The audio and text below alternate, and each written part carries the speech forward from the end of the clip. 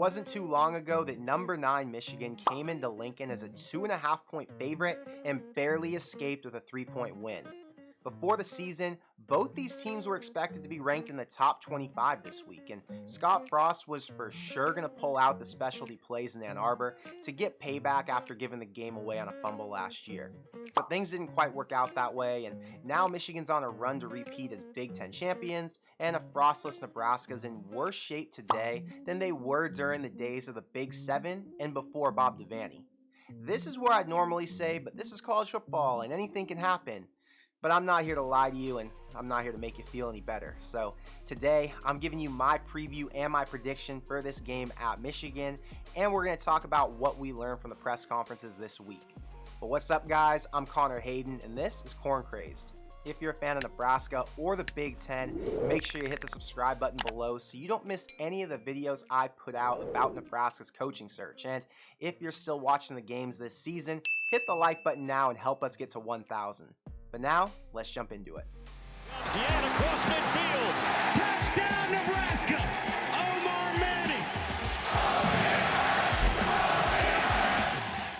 For the first time this season, Mickey's presser left me feeling a little hopeless, and it wasn't just because of what he said, but you can just tell these last few weeks have worn him out a little bit, and if you've watched the games, you know why.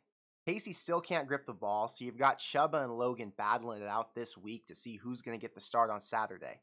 And it sounded like Whipple wants to go with Chubba, but Mickey has two eyes just like we do, and he sees what's not working, so he wants to make a change and give Logan a chance.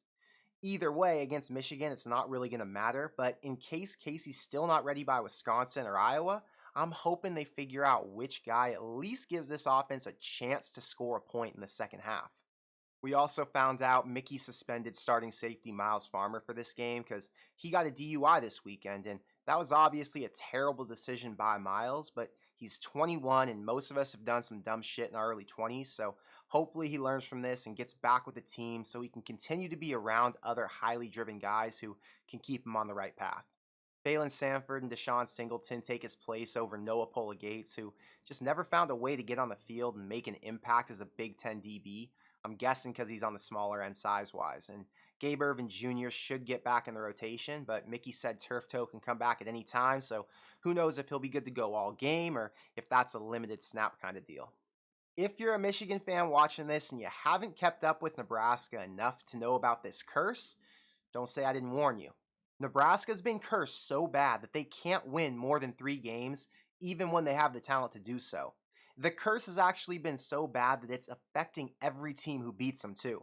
This graphic shows that, and it shows their records since those wins. Not one team on this list won their next game, and if Minnesota gets upset by Northwestern this week as a 17-point home favorite, Michigan fans need to be very concerned about Illinois coming to Ann Arbor. I've never been the guy who would blame a curse or witchcraft for all the bad things that are happening to my favorite team, but honestly, if you look at last year and then what's going on now, something's not right. I dropped a poll for subscribers asking if you guys were watching the game this weekend because a lot of people are hitting me up to ask if I'm still going to watch, which seems like a funny question since I'm freaking corn crazed. But whatever. 1,600 people voted and only 21% said they got something better to do. 33% are going to watch until it's unbearable, and about half are such sick addicts like I am that they'll probably end up watching the entire thing. In the past, I would have been surprised by these results, but at this point, when it feels like there's zero chance we can win, let alone compete, I understand why it's hard to get motivated to sit through it just to get worked up or pissed off. This week I dropped a video where I listed the top 5 things this football season has taught me and what I think the most important lessons are for Nebraska's next head coach. So if you haven't gotten a chance to check that one out yet, make sure you do because the coaching search content on our channel has got to be the best you'll find anywhere online. And I think I'm going to the USC-Colorado game on Friday night, so I'm only going to have one live stream this week. But it's tomorrow night with College Football with Sam to talk about this game and a bunch more. So hopefully you can make that one because he's got some great insight on the Big Ten. And of course Michigan, since that's his team and he goes to school there.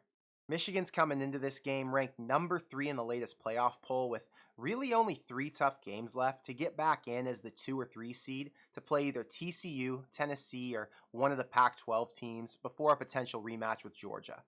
Their offense ranks number 21 nationally, but the rush offense comes in at number 4, led by Blake Corum, who's on pace to hit 1,500 yards and probably end up in New York as a Heisman finalist with CJ Stroud, Caleb Williams, and Hendon Hooker. Nebraska's coming off back-to-back games against NFL backs, and they gave up 128 yards and 2 TDs to Ibrahim at Minnesota and 149 yards and 2 TDs to Brown at Illinois. It's not that Nebraska's run D's terrible.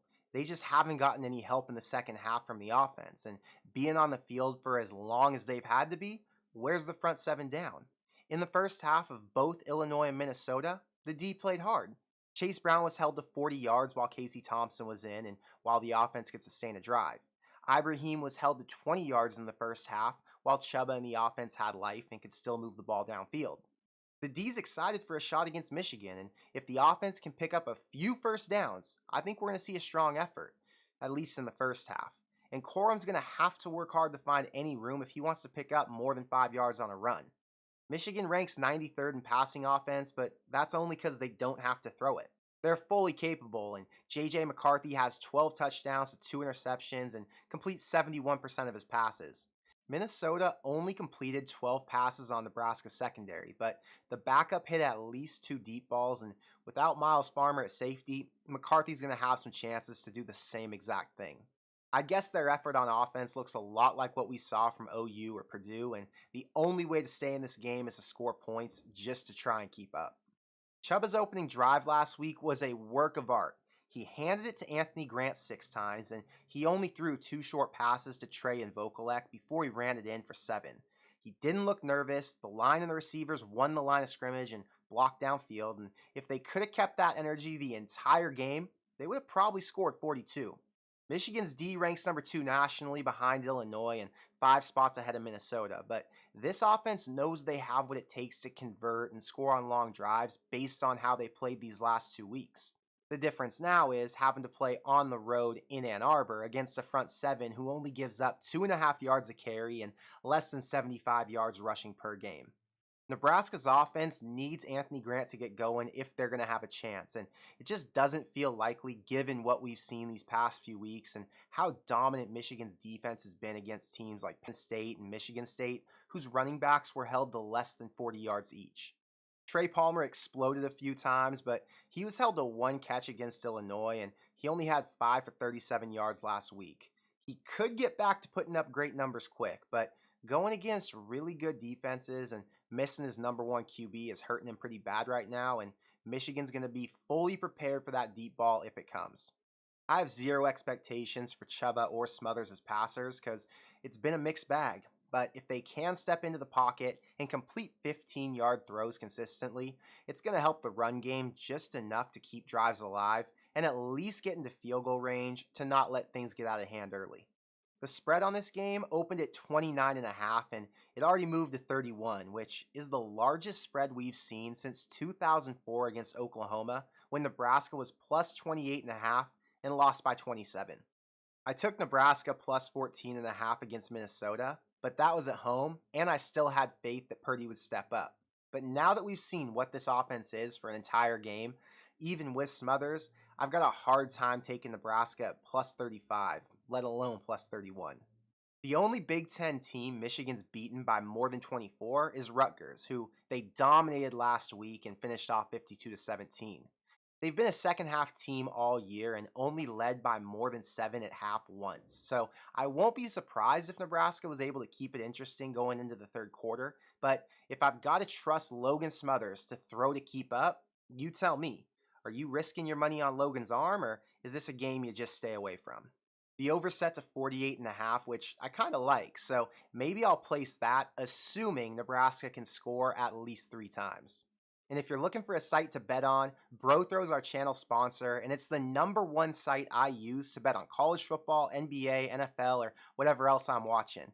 You can sign up at brothrow.com/GBR, or you can click the link in the description. And you can sign up from any state in the US as long as you're 18, and you've got a Cash App, PayPal, Venmo, or any of the other payment options they offer. Our Corn Craze community has 500 members who you can bet against, or you can pick against other users on the site and get paid out on your wins without having to pay any fees, without linking a bank account, and without paying the VIG. And if you want to bet against me through BroThrow for merch, just DM me on Instagram, Twitter, or Discord, and we can make that happen too.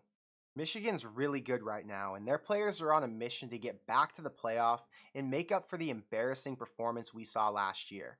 This game can go one of two ways. One, Nebraska comes out firing how they did against Minnesota, and they force Harbaugh and Michigan to play hard the entire way through just to win by 14 or 20. Two, the offense can't find any rhythm. Michigan goes up by 14 plus before half, and the second half's all about ball control, burning up clock, and capitalizing off QB mistakes and good field position to just keep running downhill for easy scores. And the third way that I'm not putting too much thought into is Smothers or Purdy look as good as Pete Casey Thompson, with Trey Palmer and Marcus Washington catching everything that comes their way, and Nebraska keeps it within 10 the entire way with a chance to force overtime on the final drive, just like we saw 2 out of the last 3 weeks. I know most of the team's still focused and for sure will come out and give it their all, but there's not much hope left after 3 losses in a row, and after Miles Farmer's bad decision this weekend tells us that we're still way off culturally if the leaders aren't even doing what they're supposed to do.